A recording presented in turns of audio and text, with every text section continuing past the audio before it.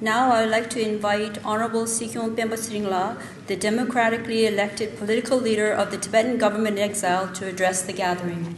I want to thank the Tashinumbu Monastery for organizing this event and the efforts being made by His Eminence Sigep Rinpoche. He has been traveling around the world. I had the occasion to accompany him to the United States to meet with the State Department, with the US Congress, in the Canadian Parliament. We also had a hearing at the British Parliament, which is one of the largest committee on religious freedom of religious belief. And Rinpoche had also traveled to many other countries, creating awareness on Panchen Rinpoche. I want to thank honorable members of Parliament, Sujit Kumarji, convener, All-Party Indian Parliamentary Forum for Tibet, Sushil Modi ji. I had the occasion to meet him in Bihar last time when the institute was opened. And Chamyampi Nandila, who has been very much involved on the Tibetan cause, because he comes from Ladakh. Culturally, we are all very close. Anil ji, I didn't recognize him because he had trimmed his beard from the last time we saw. And R.K. Krimeji, chairman of the core group for Tibetan cause. The honorable members of Tibetan Parliament, our friends from the Ladakh Hill Council, Gompa Association, and the media. I have been traveling around the world as the democratically elected leader of Tibet and the Tibetan people, telling the world that we are dying a slow death. We are being stricken, like being squeezed out of our breath by the dragon. A culture that is very closely associated with India. Our language, our script came from India. Buddhism came from India. We are proud to be a repository of one part of ancient Indian wisdom. At one time, Tibet was a huge empire in Central Asia between 7th to 9th century. Our empire extended from the capital of China, Xi'an, to present-day Samarkand in Uzbekistan. Then Tibet disintegrated for about 400 years. During those periods from 10th to 13th century, before Buddhism disappeared from the land of its origin, we transliterated almost every available Sanskrit and Pali text into Tibetan. And we are proud to be a repository of one part of ancient Indian wisdom. And we are the only one who have the complete set of Buddhist teachings in this world. Tibetan script is one among the 15 oldest script in this world, language in this world. And akin to one language in Amazonia and another in Papua New Guinea, Tibet is the third language. When you use the language, you have to apply your mind.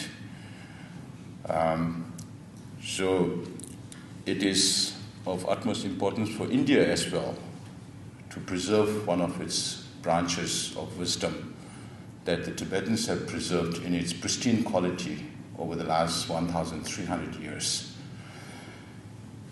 Of course, there are a lot of things to talk about. We live under the illusion that we lived in India for the last 64 years, and the Indian people know about the Tibetan cause. But unfortunately, not so many, and more particularly about China. There is very little awareness on China. I know the concerned ministries and the departments are very well aware of China's designs and motivations in the region and internationally. But political leaders, elected members of parliament, have very little knowledge about Tibet, apart from those who are directly associated with us. Therefore, it's very important that we create more awareness on what China is doing, not only to Tibet, but also to the region, countries in the region, and internationally. So we have been traveling as much as possible. Last month I was in Brazil, in Colombia, Mexico, United States. This month I was in Canada, Spain, Austria, and France. And we have also visited many other countries to spread awareness about Tibet. Unfortunately, not many understand China as they should. That is why I keep telling them it's not just that I come here to seek support for Tibet, but it's for your own country's future. It's for your own people that you need to understand China.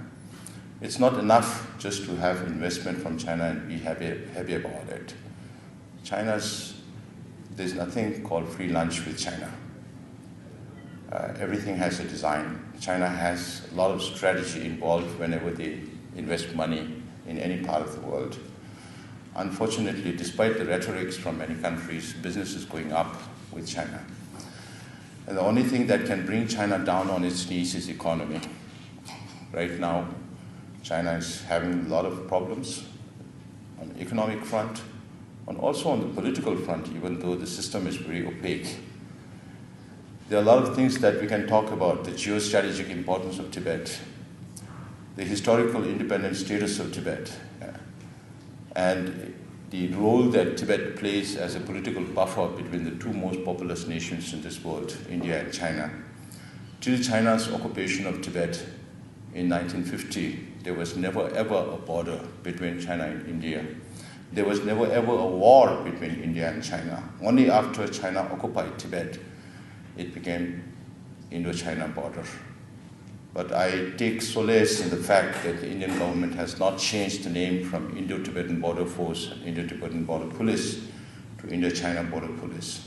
And I would urge the media also to use the same that the Indian government uses, that underlines the thinking behind the Indian government's policies towards China. There are a lot of things that we can talk about in terms of the geostrategic importance of Tibet, its location, the size of Tibet. At one time, a Pakistani journalist asked me, which is bigger, Bhutan or Tibet? It's multiple times. Tibet is 10 times the size of UK, 18 times the size of Japan, about 60-70% of India's landmass, 25% of China's landmass. So the size of Tibet itself had played a role as a political buffer between the two most populous nations. And in future, if there is a negotiated solution with China, Tibet and Tibetans can play the role of a bridge between the two most populous nations in the world. We can also help in building trust between China and India. That is why His Holiness has adopted the middle way policy, a policy that's based on pragmatism, that's based on the reality of the situation, where Chinese and Tibetans can mutually benefit from each other.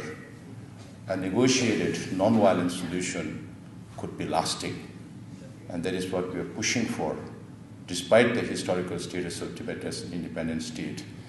When I travel around the world, I also tell governments that if you keep repeating the statement just like a parrot, at the instance of the Chinese government, that Tibet is part of PRC, you're going against the international law.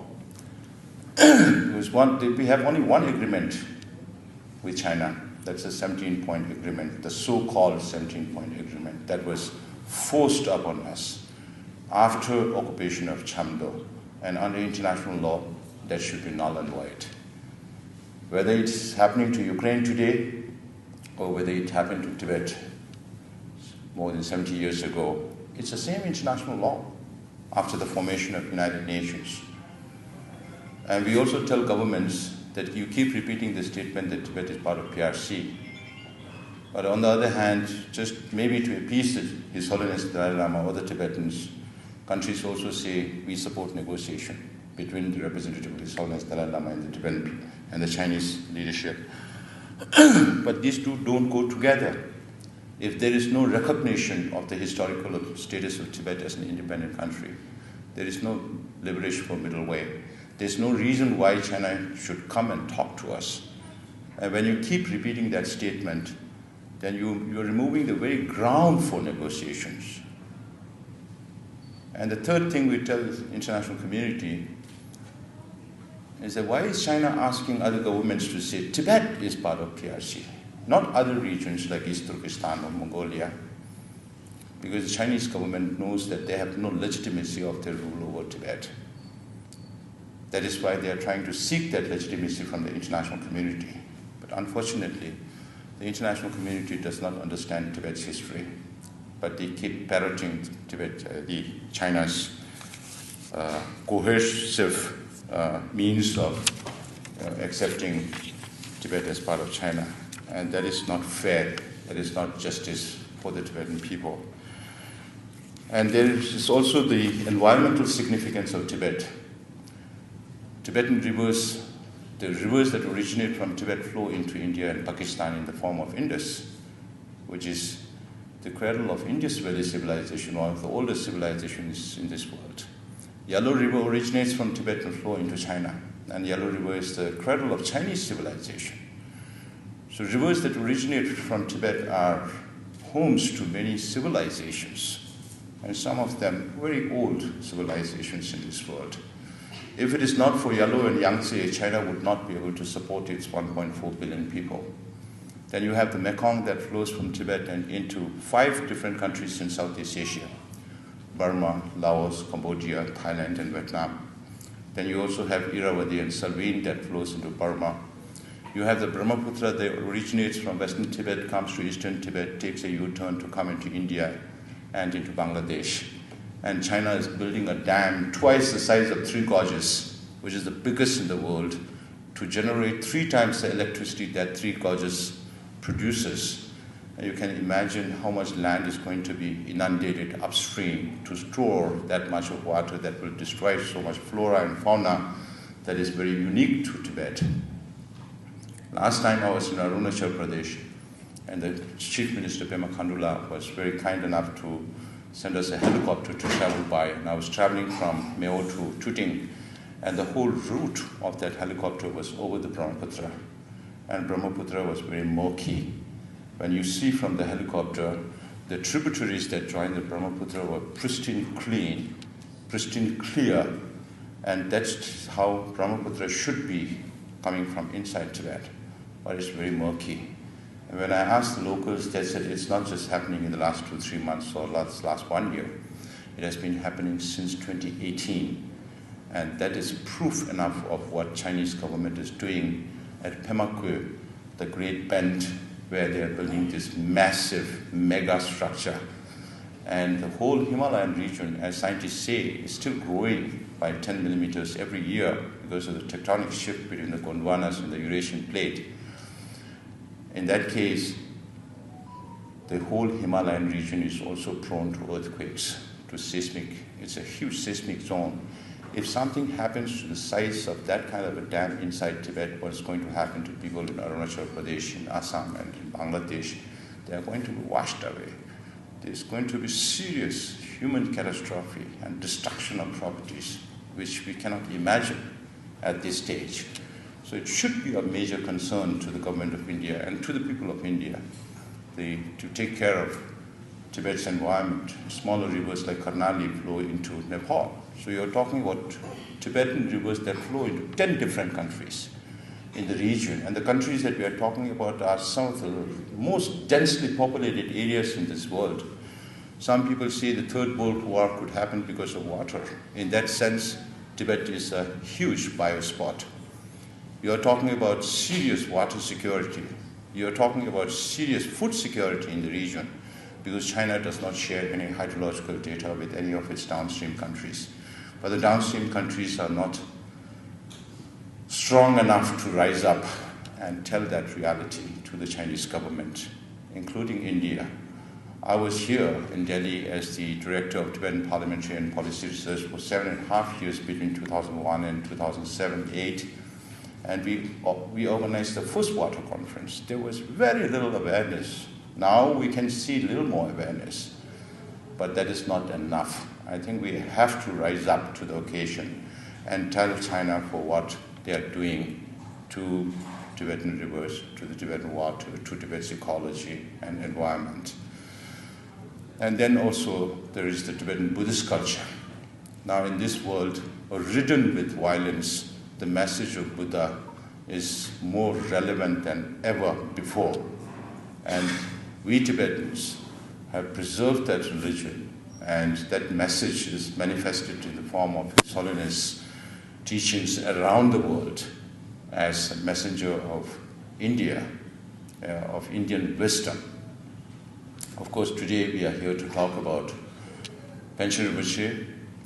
The 10th Panchen Rinpoche has played a very pivotal role, as Namgyala mentioned, we consider the Dalai Lamas and Panchen Lamas as a star, the sun and the moon of the sky. His Holiness the 14th Dalai Lama had to flee Tibet in 1959. His Holiness was in India in 1956-57.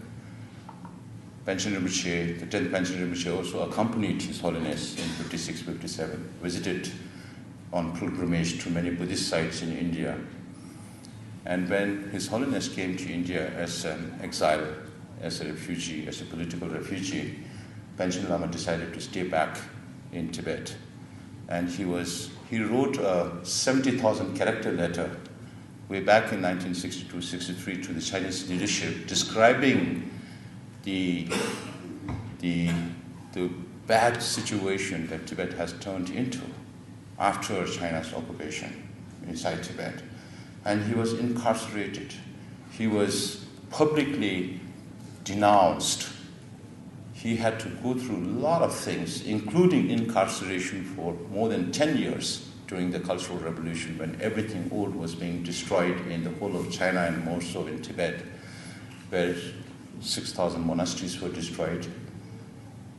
1.2 million Tibetans directly or indirectly died because of China's occupation. And lately, from 2009 till today, or till about last year, 157 Tibetans have self-immolated.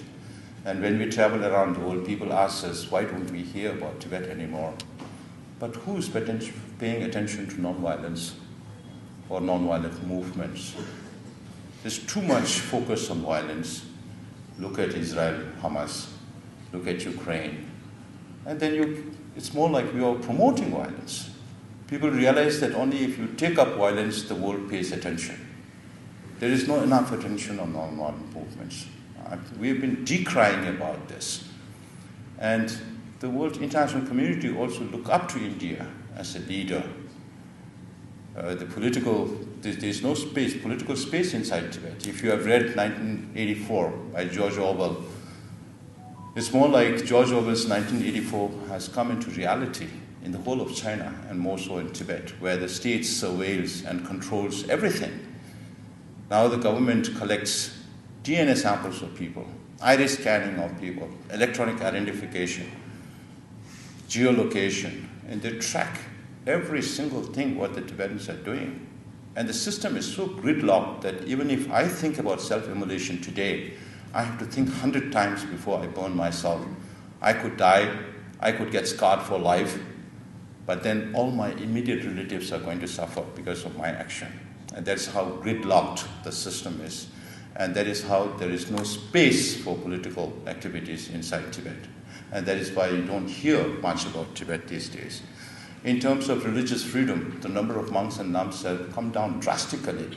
We were talking about 7,700 monks, 5,500 monks, 3,300 monks in the huge monasteries that we have in Tibet, which we have been able to replicate in India with the leadership of His Holiness the Dalai Lama and the religious leaders of all traditions.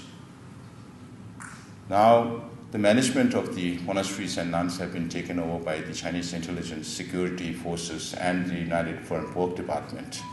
The Chinese government, which is an atheist government, wants to be responsible for setting up curriculum for Buddhist studies. And they say with Chinese characteristics. Nobody understands what that is. Some people change the design of the monasteries to say it's a Chinese characteristics. So Chinese laws and regulations are so ambiguous that they can interpret it in any manner they want, depending on how they see the other person and the activities they're involved in. For monks and nuns to travel from one place to another, they need to take at least 4 or 5 different permits. Some of the monasteries that flourished in eastern Tibet in the last several decades, that has more than 10,000 monks, have been dismantled. The monks and nuns have been pushed away to their native places, demonked, derobed, made to marry. And the biggest monasteries that we have in Tibet today have about 400, 500 monks. And if new novice monks want to join monasteries within the limited number they allow, you need at least 4 other people to guarantee that this monk will not undertake any political activity. And if the monk takes up a political activity, then the 4 monks are the 4 other people who guarantees for that monk ends up in jail. That is the level of suppression of religious freedom inside Tibet. And Chairman P. Namgyala also referred to Order Number 5 that was introduced in 2007 by the Chinese government, which says that the Chinese government will be responsible for recognition of reincarnated lamas, or what they call as living Buddhas.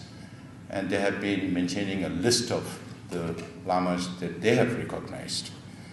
Now, coming back to Panchen Rinpoche, he has played a very important role in his previous life as the 10th Panchen Lama.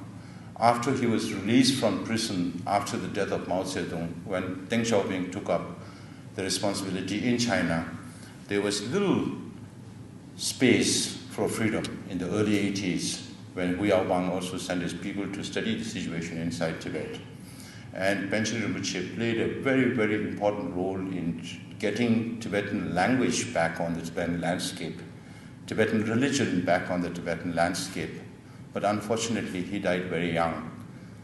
In fact, we have every reason to believe that the former Panchen Rinpoche was assassinated. If we look at the telltale signs on his body, we could see a lot of signs of poisoning. He was doing very well. He was speaking upright about what is happening inside Tibet. And in a few days, he was no more with us. But there was no postmortem done. So there's no proof that he was assassinated. But I met people who attended to him, and they claimed that there were a lot of telltale signs that he was assassinated. And 6 years later, Chinese government formed a search committee led by Chadren Rinpoche. And the search committee informed His Holiness the Dalai Lama about potential candidates. And His Holiness the Dalai Lama, through proper Buddhist rituals, selected Khendu Chögyin Nyima, and now officially known as Chezun Tenzin Khendu Yishe Chilen Kulo Pesangpo, in 1996. Soon after His Holiness recognized Khendu Chögyin Nyima as the reincarnation of the 10th Panchen Lama, he was abducted by the Chinese government along with his father, along with his family. Now nobody knows where he is. We don't even know whether he's alive or not. There has been a lot of representation from the international community, including the United Nations, about his whereabouts. And Jamila also referred to the response that came out from China that he's studying, he doesn't want to be disturbed. And now we don't know, even if he's alive, whether he has been trained to take on the responsibilities that he's traditionally used to. And I said in the United States, in one of my talks there, I said China made a tactical mistake, but by not recognizing the same boy that His Holiness recognized. Because from the Chinese perspective, they think that the Panchen Lama has a role to play in the selection of the Dalai Lama, which need not necessarily be in that particular framework. But then, if they had kept the same Panchen Lama recognized by His Holiness, today it could be a tool in their hand. But instead, they selected their own Panchen Lama through a dubious means, through the golden urn, as they say, but it was manipulated. You can read that in another book by Ajahn Rinpoche, who was a witness to the process of the selection by the Chinese government. And today, Chinese selected Panchen Lama is just another leader for the Tibetans inside Tibet. He's not recognized as a Panchen Lama by Tibetans inside Tibet. You have no access to Tibet except for those journalists and diplomats that are invited by China from friendly nations. But then if you do have access, you will realize that the Tibetans inside Tibet, to show their displeasure, do not sell pictures of Chinese selected Panchen Lama on the streets of Lhasa. They can't sell the pictures of the 11th Panchen Lama recognized by His Holiness the Dalai Lama. So they sell only the pictures of the 10th Panchen Lama. And Chinese government, instead of keeping their own Panchen Lama with a traditional seat in Tashi Khumbo, they kept him in Beijing. And they periodically sent him to Tibet just to show the world that there is respect from the Tibetan community for the Chinese Panchen Lama. And this year, May, again, he went from Kham to Lhasa, or Shikase. But they had to pay money to receive the Panchen Lama, 200 yuan to receive the Panchen Lama. And they pay money to listen to Panchen Lama, just to show that the Tibetans respect Panchen Lama. They tried to send him to Thailand. They did send him to Hong Kong on visits, but very low-key visits. There were also news about the Chinese government wanting to send Chinese Panchen Lama to Nepal. We did find out. We did inform the right authorities at that time, and the planned visit could not happen. Now, what else they could do? Maybe they sent him to Mongolia, where Mongolians don't respect him. So that is why the abduction of Panchen Lama is directly related with the reincarnation of the 15th Dalai Lama. China is not concerned about the living 14th. They are more concerned about the yet to come 15th Dalai Lama, because they know that if they can control the 15th Dalai Lama, they can control the people of Tibet. But my message to the Chinese government is, have you not learned enough lesson from the Panchen Lama saga, where the Tibetans don't recognize the Chinese selected Panchen Lama? It'll be the same with His Holiness. In the latest white paper that Chinese came out, China said that we will look for Dalai Lama's reincarnation in Tibet. Now, how do they know that the Dalai Lama will be born in Tibet?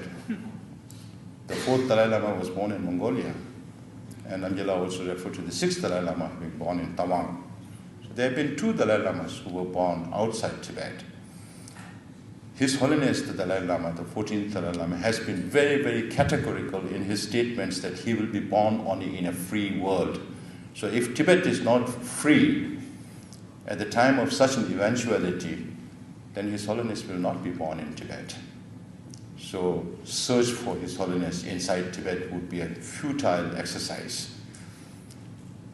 So I also tell the Chinese government, do you need a lifelong headache or not? Because if you have 2 Dalai Lamas, it's going to be a lifelong problem. His Holiness keeps assuring us that he will live for another 2 decades or more. His Holiness keeps assuring us that he will live up to 113 years of age. And there were propitious pre-signs that this Dalai Lama would live very long. And we believe in His Holiness the Dalai Lama. And I personally believe that this message is more for the Chinese leadership, because the Chinese leadership is waiting for this Dalai Lama to die. And their calculation is that he will not live more than 96. So under such circumstances, they want to interfere in the process of the selection. It's His Holiness who's going to be reborn. And this reincarnation is very unique to Tibetan Buddhism. I mean, there are many Buddhist countries in this world, but it's not there in other countries. So the one who is going to be reborn has the right to decide where he or she will be born. And it's His Holiness and His Holiness alone who will be deciding about the process and where he will be born. And His Holiness has been also very categorical since 1969 that whether there should be a 15th Dalai Lama or not will be decided by the Tibetan people. But now the followers of His Holiness extends beyond Tibet to the Indian Himalayas, in Bhutan and in Nepal, to Mongolia, to the Russian republics of Kalmykia, Buryat and Tuva. Now you have so many disciples coming from across Buddhist countries in East Asia and Southeast Asia, from Japan to South Korea to Vietnam, to Thailand, Laos, Singapore, and many countries. And His Holiness disciples now even extend to the Western countries. So the only one document that concerns His Holiness reincarnation is the September 2011 document, wherein His Holiness says that he will consult and take some decisions when he reaches the age of 90. And this July 6th, we celebrated His Holiness' 88th birth anniversary. And it's another 1.5 years down the line. Some governments tell me, oh, you don't seem to have a process in place, or His Holiness have not decided about his reincarnation. It could be an emanation, it could be a reincarnation. Sometimes His Holiness says that this could be the last Dalai Lama. When asked, His Holiness also said it could be a female Dalai Lama. And when I travel around the world, some people ask me, you don't seem to have a process in place. I said, that's your perspective. But our friends in India who understand China And the Tibetans think that the decision taken by His Holiness the Dalai Lama right now is very wise, because China cannot handle unpredictability. I was in Thailand once reading local newspaper because they were not able to predict what Trump is going to do. So they go to oracles to decide, to ask the oracles what President Trump is going to do. If His Holiness decides now as to what exactly or when exactly all these things will happen, China has all the mechanisms, both financial and human resources, to spread their propaganda around the world. And that is why when His Holiness does not decide, they don't know what to do. Because some final words has to come from His Holiness. And we pray that the Panchen Lama is alive and Chinese government come out clearly with this message as to where he is and what he is doing. Our people deserve to know how opaque can Chinese government be in these matters. And particularly in India, we know we are very shy of talking about China. But one thing that, having lived with China for so many centuries, one thing that we know is unless you stand up for your values and for your positions, China will never ever respect you. Europeans tell me, oh, the dragon is biting at us. Then I tell them, who fed the dragon to make it so powerful to be able to bite at you? It's Americans, it's Europe, it's Japan, including Taiwan, that made China what it is today. For Americans, I tell them, you don't have to read too many books. Henry Kissinger died very recently. You just read one book, Kissinger on China. It will tell you when China was about to fall, US was the one to support China to exist in the manner they existed today. Now, knowing that China is biting at you, if you still want to feed the dragon, whose fault is it? So you have the EU-China summit coming up the next few days. The whole focus is on the economy. They need European market, they need Southeast Asian market, but on the other hand, politically they align with all the rogues, all the gundas in this world.